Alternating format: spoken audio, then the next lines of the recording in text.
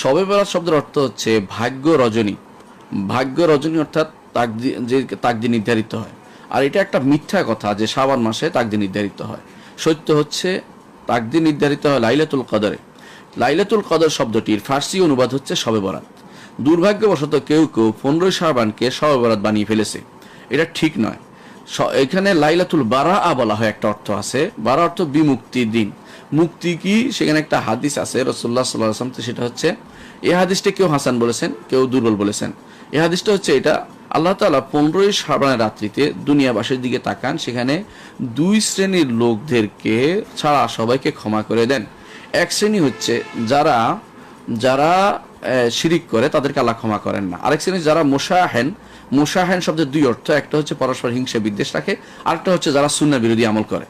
তো যারা সুন্নাহ বিরোধী আমল করে, বেদাত করে, তাদেরকে ক্ষমা করেন না, এবং যারা হিংসা বিদ্বেষ থাকে তাদের ক্ষমা করেন না, হিংসা বিদ্বেষ থাকলে। আর যারা শিরিক করে তাদের ক্ষমা করেন না।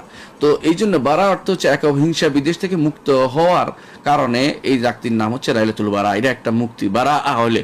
আর বারাত হইলে, বরাত যেটাকে সবে বরাত হওয়াটাই শুদ্ধ, কারণ লাইলাতুল বরাত বলে না কেউ, সবে বরাত বলে। সবে বরাত ফার্সি শব্দ, বরাত তো ভাগ্য, সব অর্থ রাত্রি, ভাগ্য রজনী। এটাই হলো উদ্দেশ্য, অনেকে এটাই বুঝেন এবং তারা মনে করেন যে এটার কারণেই এই রাত্রিতে আবাদত করতে হবে সারা রাত্রি, যাতে করে এই আজকে ভালো কাজ করে ভালো লেখা হবে, এবং তারা সারা বছর কোনো আবাদত না করে সারা দিন